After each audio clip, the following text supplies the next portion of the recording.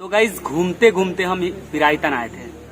आपको पता है कि आपका भाई घुमंतु है, लेकिन जब विरायतन हम पहुंचे तो हमें बहुत सारी ऐसी चीजें देखने को मिली जो नॉर्मली इम्पॉसिबल है। उसके बाद हमने वहाँ के लोगों से बात किया। यहाँ के माता जो हैं, जो फाउंडर हैं विरायतन के, श्री चंदना श्री जी, उनको ताई माँ भी लोग बोलते हैं, उनसे मिलने का हमें सौभाग्य प्राप्त हुआ। ठीक है। और उसके बाद हमने माता जी से बहुत सारे सवाल किए और माता जी ने बहुत सारे जवाब भी दिए। और आप सभी लोगों के लिए माता ने एक मैसेज छोड़ा है।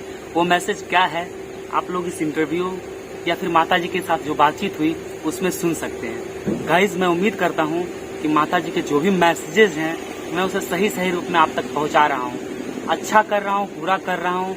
आपको अच्छा लगेगा बुरा लगेगा मुझे नहीं मालूम, लेकिन मैंने अपनी तरफ से कोशिश की है, क्योंकि जो यहाँ का फॉर्मेट है, यहाँ पे बहुत सारे लोगों का फ्री में इलाज होता है, फ्री में पढ़ाई होती है, और वो सिर्फ और सिर्फ ट्रस्ट के पैसों से होता है। अगर आप चाहो तो यहाँ इलाज करवाने आ सकते हो। अगर आपकी इच्छा हो तो आप पूरे पैसे दो, अगर आपके पास पैसे नहीं है तो आप पैसे मत दो। और उसी से ये पूरा संस्थान चलता है और इनके बहुत सारे प्रोजेक्ट्स हैं। तो गाइस बनता है इस चीज़ को शेयर करना, और मुझे लगा कि ये चीज़ शेयर करने के लायक है, तो मैंने ये चीज़ आपसे शेयर की। और चंदना श्री माता जी को आप लोग जानते ही होंगे, ऑलरेडी जानते होंगे, लेकिन अगर फिर भी आपको कोई दिक्कत हो, कोई डाउट हो, या किसी ऐसे लोग जिन्हें कुछ बुरा लग जाए हमारे इस एक्टिविटी से या फिर हमारी इस बातचीत से, तो प्लीज़ आप हमें माफ़ कीजिएगा। लेकिन मुझे ये अच्छा लगा, इसलिए मैंने इस चीज़ को शेयर किया। और मैं दुनिया की हर एक अच्छी चीज़ जो मुझे अच्छी लगेगी मैं उसे शेयर करूँगा। माता जी से बात किया, और ये मेरे लिए सौभाग्य की बात है कि जिन्होंने लाखों लोगों को जीवन दान दिया, लाखों लोगों को नई आंखें दी, लाखों लोगों को देखने की शक्ति दी, उनसे आज मैं मिला। और अभी मैं सही बोलूँ तो वहाँ पे मैं इंट्रो शूट ही नहीं कर पाया, क्योंकि मैं इतना ज़्यादा एक्साइटेड हो गया था। मतलब मेरे अंदर से आवाज़ ही नहीं निकल रही थी कि मैं क्या बोलूँ। लेकिन माता जी इतनी जेंटल थी कि धीरे धीरे उनसे बातें करते गए और हम खुलते गए उनके सामने। तो गाइस काफ़ी अच्छा रहा हमारा एक्सपीरियंस। मैं आप सभी से रिक्वेस्ट करूंगा कि अगर आप में से कोई भी अगर इस आसपास इलाके से कहीं से भी ये वीडियो देख रहा है, तो अगर आप बिहार आएँ और राजगीर आएँ तो एक बार विरायतन जरूर जाइएगा। और अगर आपकी किस्मत अच्छी रही तो आप माता जी से एक बार जरूर मिलिएगा। तो गाइज वीडियो पे कंटिन्यू करते हैं और देखते हैं माता जी ने क्या कुछ कहा है आप लोगों के लिए। क्या पूछना है? आपने इस जगह को बनाने के लिए कितना मेहनत किया? आप जो भी आप अपने जब से भी स्टार्ट किया यहाँ के चीज़ों के बनाने के लिए, तो आपने कितना चीज़ सारा किया? किस वजह से आप किए ये चीज़ को? ये सारा चीज़ आप अगर बता सकते हैं तो हमें वो बहुत खुशी होगी इस चीज़ की। आज से 50 वर्ष पूर्व मैं यहाँ पे आई थी। उस समय देश में तीर्थंकर महावीर की निर्वाण शताब्दी मनाई जा रही थी। तो उस समय ऐसे सोचा कि भगवान की भूमि है, तीर्थंकर महावीर ने यहाँ पे बिहार में एक तरह से अपना जीवन ही दिया है। संघ, समाज, धर्म, प्रत्येक व्यक्ति के लिए काम किया, आम जनता के लिए काम किया है। लेकिन आज बिहार में फिर से उनके उन विचारों की यहाँ पे ज़रूरत है। इस दृष्टि से मैं यहाँ पे आई। यहाँ आने के बाद मैं देखा कि एकदम असामाजिक लोगों का यह केंद्र है, और इस जगह पे इन्हीं लोगों के लिए मुझे काम करना है। तो यहाँ के स्थानीय लोगों के सहयोग से ही इस भूमि पर खरीद करके फिर अलग अलग काम किया। सबसे पहले मैंने यहाँ के बच्चों के स्कूल के लिए काम किया, एजुकेशन के लिए काम किया, और जो वृद्ध बुज़ुर्ग लोग थे उन लोगों के आँखों की चिकित्सा के लिए कैंप किए, और फिर आई हॉस्पिटल बनाया, और फिर इसके बाद में गेस्ट हाउस है ये सब। तो जब यात्री आते थे तो उनको तीर्थंकर महावीर के जीवन के संबंध में जानने की बहुत उत्सुकता होती। लोग काफ़ी आ रहे थे, तो सोचा कि एक ऐसा स्थायी, एक ऐसा माध्यम यहाँ पे बना लिया जाए। और सोच रही कि क्या हो सकता है, किस प्रकार से हो सकता है। मंदिर या मूर्तियाँ निश्चित रूप से होती हैं, और मंदिर और मूर्ति से लोगों को इतना समाधान नहीं होता। देख लेते हैं, दर्शन कर लेते हैं, चले जाते हैं। लेकिन जो जानकारी है, और मैंने तो कभी अपने जीवन में मेरा अध्ययन का क्षेत्र दूसरा रहा, दर्शन शास्त्र, नव्य न्याय, जैन आगम। तो यह मेरा विषय भी नहीं था आर्ट का, लेकिन मुझे ऐसा लगा कि कलात्मक लोगों को ज़्यादा आकर्षित करता है। तो इसी दृष्टि से तो मेरे पास कोई साधन तो थे नहीं, लेकिन यहीं से सूखी लकड़ियाँ, सूखा घास, सूखी कोई भी चीज़ें मिल जाती, मैं उन्हीं को जोड़ती, कुछ मिट्टी में से जोड़ती, कुछ कागज़ में से जोड़ती, और जोड़ते जोड़ते कल्पना आई कि इसको और सुंदर बनाया जा सकता है। तो मैंने बंगाल के कुछ कारीगरों को मैंने अपने साथ में जोड़ दिया, और उनके सहयोग से बस भगवान महावीर के जीवन को जो मैंने पढ़ा था शास्त्रों में, बस ऐसे मैं देखती और मुझे ऐसे लगता कि कैसा वो समय होगा, किस प्रकार का वातावरण होगा, कैसे वो लोग होंगे, किस प्रकार के मकान होंगे, किस प्रकार की उनकी वेशभूषाएँ होंगी, किस प्रकार से उनके गहने होंगे। बस मैं सोचती, मेरे आँखों के सामने कुछ चित्र उपस्थित होता, और मैं कुछ कारीगरों की सहायता से मैंने वो म्यूजियम 5 साल के लगातार प्रयत्न से वो म्यूजियम बना, और अब तक करीब 45 वर्ष हो गए हैं। इसे 60 लाख लोगों ने अब तक देखा है, और अभी भी लगातार वो प्रवाह चालू है। कोरोना के कारण कुछ रुक गया है, लेकिन रोज़ 500, 700, 1000 लोग इसे देखने के लिए आते हैं। और विराटन का एक ही मैसेज है, महावीर का भी एक ही मैसेज था। उन्होंने और किसी को नहीं कहा कि जाति या धर्म या देश या प्रांत, ऐसा कोई वर्गीकरण नहीं किया। उन्होंने बस सारी दुनिया के लिए एक ही संदेश दिया, वो था मैत्री। कि अगर तुम अपनी ज़िंदगी में कुछ कर सको तो संपूर्ण विश्व के साथ मैत्री करो। यही मेरा एकमात्र संदेश है। और इस संस्थान का भी ये आई हॉस्पिटल है। इसी तरह से यहाँ पे नेत्र ज्योति सेवा मंदिरम, जहाँ 3.5 लाख लोगों के आँखों के ऑपरेशन हो चुके हैं, और करीब 40 लाख लोगों की आँखों की चिकित्सा हो चुकी है। तो हज़ारों लोग, न किसी की जाति पूछी जाती है, न किसी का धर्म पूछा जाता है, न किसी की जेब टटोली जाती है। जो भी कुछ दे सकता है दे, ना दे सके वो अपना फ्री इलाज भी करा सकता है, फ्री पढ़ भी सकता है, और फ्री म्यूज़ियम को देख भी सकता है, या ठहर भी सकता है, भोजन भी कर सकता है। अगर कोई दे सकता है उसकी खुशी है, अगर नहीं दे सकता उसके लिए किसी भी प्रकार का कोई दबाव नहीं होता। माँ, आपसे हम एक चीज़ पूछना चाहेंगे कि अगर आगे का कुछ और क्या क्या कौन कौन सी चीज़ पे काम चल रहा है, जहाँ की विकास के लिए बनाया जा रहा है कुछ चीज़? यहाँ पे 2-3 चीज़ें हैं। एक तो स्वास्थ्य की दृष्टि से मैं ऐसा सोचती हूँ कि यहाँ पे बहुत सारी दुनिया भर के टूरिस्ट आते हैं। हेल्थ की दृष्टि से अचानक किसी को कोई तकलीफ़ हो जाए तो यहाँ कोई उपचार का साधन नहीं है, ना अच्छे चिकित्सक हैं, न कोई ऐसा टेक्निकल, कोई मैकेनिक, ऐसा कोई भी उपाय यहाँ पे नहीं है।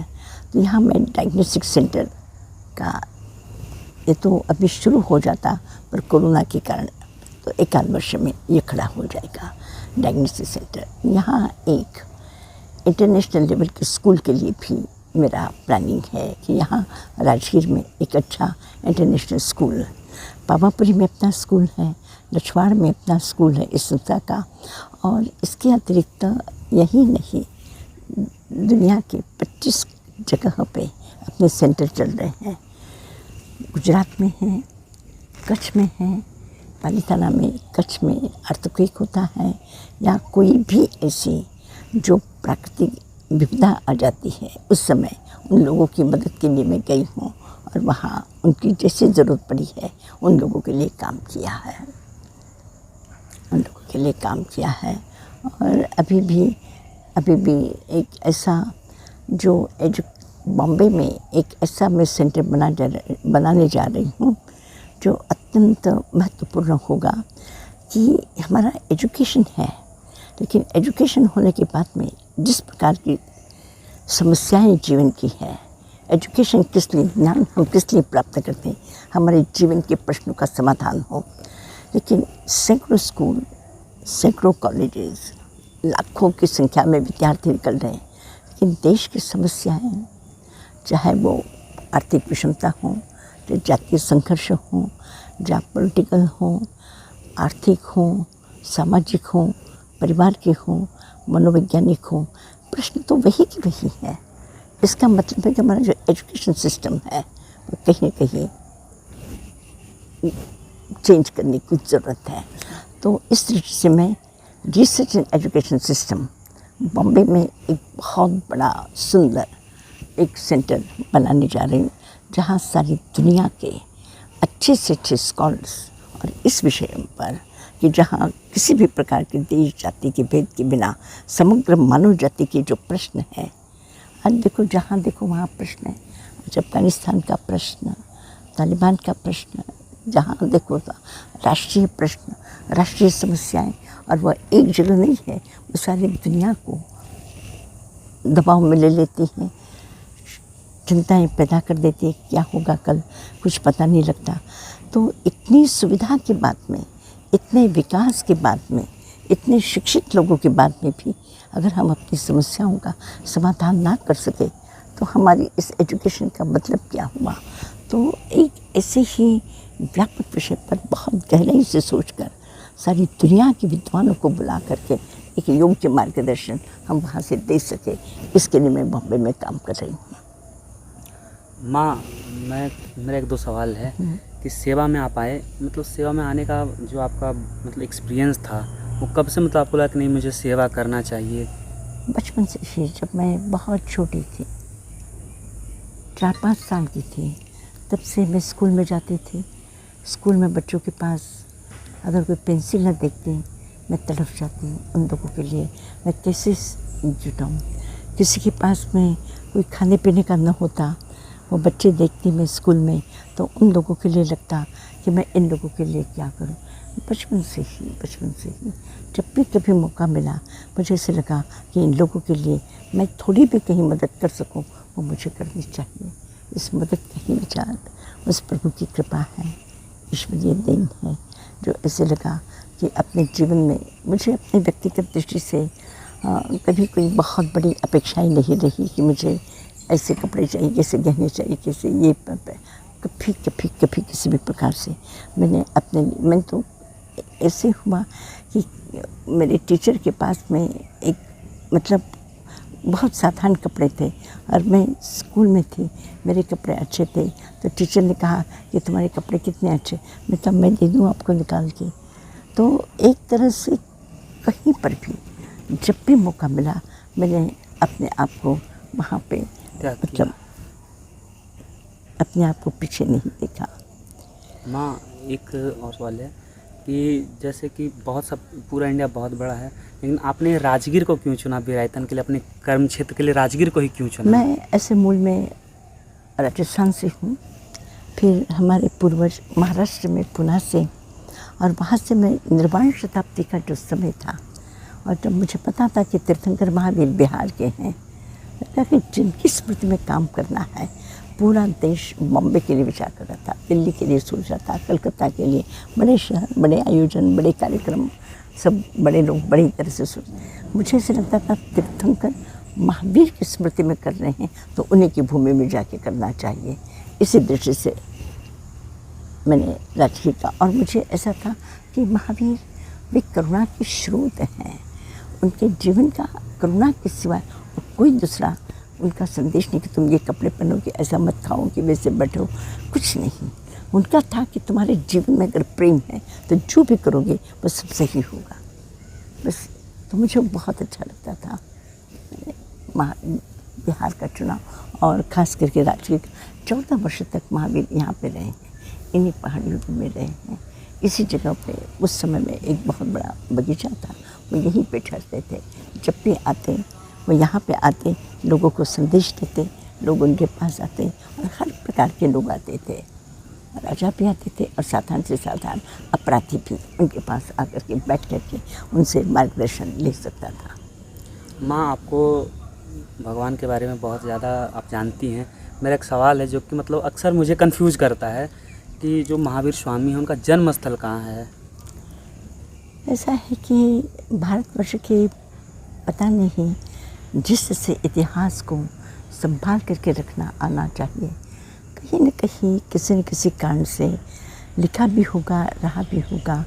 इतनी बड़ी राज्य क्रांतियाँ हुई है, प्राकृतिक उपद्रव हुए हैं, कुछ बह गया है, क्या हुआ है, लेकिन कुछ लोग कहते हैं ये निछवाड़ है। निछवाड़ के पास में जमुई डिस्ट्रिक्ट है, जमुई डिस्ट्रिक्ट में ही वह एक गांव है जो वहीं पे भगवान मैं का वहाँ जन्म गया हूँ माँ, मैं मेरे गांव से कुछ ही दूर पे वो जगह है।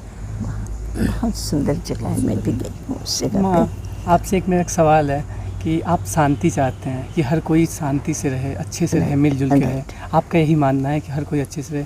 तो जो भी ये वीडियो देख रहे हैं, जो भी देखेंगे ये वीडियो, तो जो लोग गलत कर रहे हैं, जो कि सही तरीक़ा से नहीं काम कर रहे हैं, गलत कर रहे हैं, गलत चीज़ कर रहे हैं, उनको आप क्या संदेश देना चाहेंगे? मैं प्रत्येक व्यक्ति से यही कहूँगी कि जब भी व्यक्ति बालक जन्म लेता है, जब जन्म लेता कोई भी प्रत्येक बालक जब जन्म लेता है वह माँ की गोद में पैदा होता है और वह प्रेम के साथ पैदा होता है और उसे प्रेम चाहिए। और उसे जब माँ का प्रेम मिलता है, परिवार का प्रेम मिलता है, उसको खुशी मिलती है।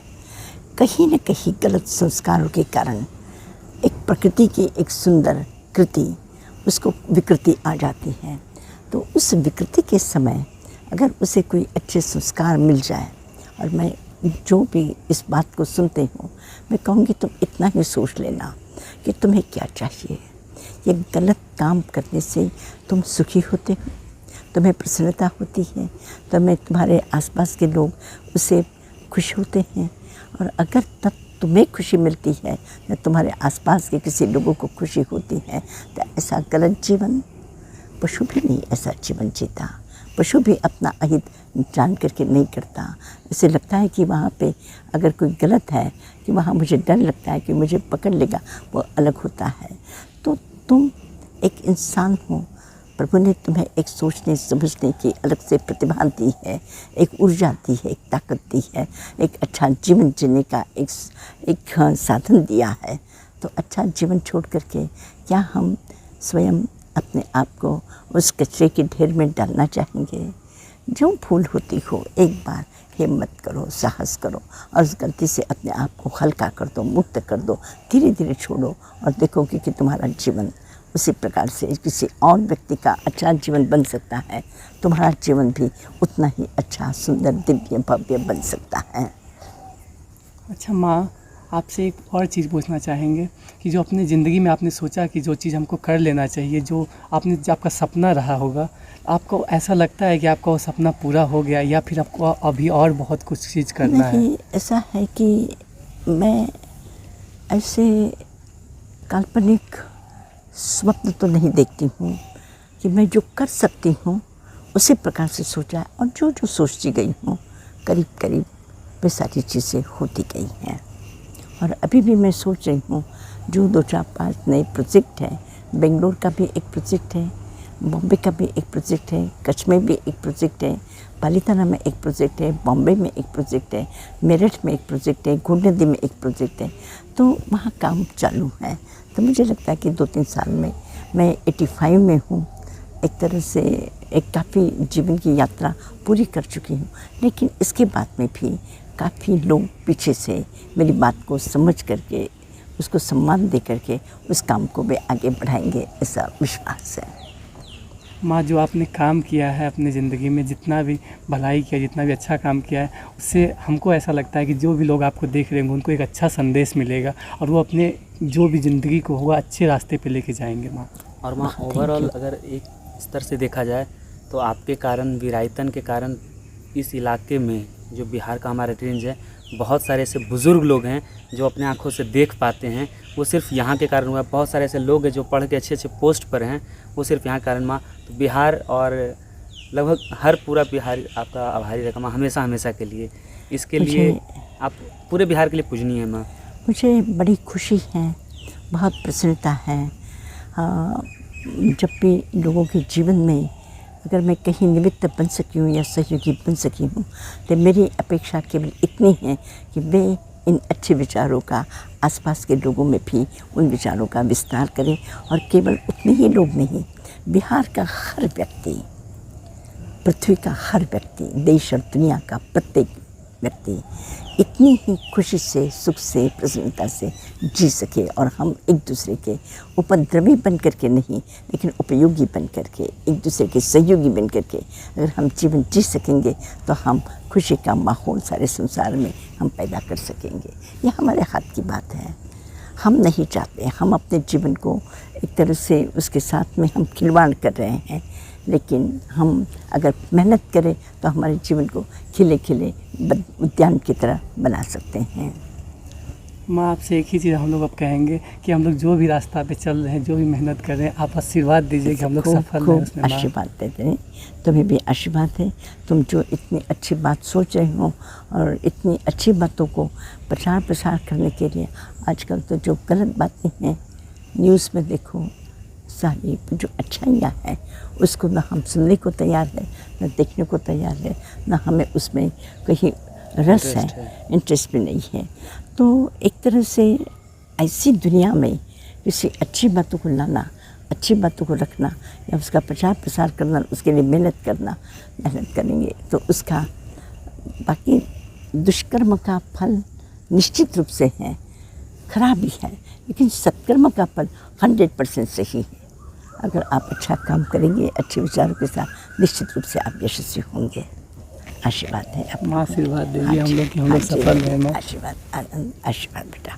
धन्यवाद माँ। हाँ जी। तो अभी आप लोग सुन रहे थे बिरायतन की माँ को, जिन्होंने अपने हाथों से इस पूरे बिरायतन शहर को बनाया है, इस पूरे जगह को बनाया है, और माँ ने क्या कुछ किया है यहाँ के लोगों के लिए या फिर पूरे इंडिया के लिए, ये आप लोगों ने माँ से सुना। बहुत सारे कैसेट्स ऐसे हैं जो आपको ऑनलाइन भी मिल जाएंगे और यहाँ आने पे आपको ईजिली अवेलेबल हो जाएंगे, तो आप यहाँ आके वो हर कुछ देख सकते हैं और माँ ने क्या वर्क किया है उसे आप फील कर सकते हैं। और मैं एक चीज़ ही बोलूँगा कि जो ने माँ ने आपको संदेश दिया उस पर ज़रूर आप लोग एक बार पहल करें और माँ का हर एक संदेश पे आप लोग चलें, आपका जीवन बहुत ही सफल होगा। और आप सबके लिए निमंत्रण है, मेरी तरफ से आप सबके लिए निमंत्रण है, आप यहाँ ज़रूर आएँ। माँ ने पर्सनली आप सबों को इनवाइट किया है कि आप लोग एक बार यहाँ ज़रूर विज़िट कीजिए। और अगर स्पेशली मैं अपनी बात करूँ तो मुझे इससे ज़्यादा पीसफुल जगह अपनी लाइफ में कहीं नहीं मिली है। तो अगर आप पीस पसंद करते हो, शांति पसंद करते हो, तो आप यहाँ एक बार ज़रूर विज़िट कीजिएगा। तो आप सुन रहे थे बिरायतन की ताई माँ को। तो फिर मिलेंगे हम लोग किसी अगले वीडियो में, तब तक के लिए जय हिंद, जय भारत, वंदे मातरम।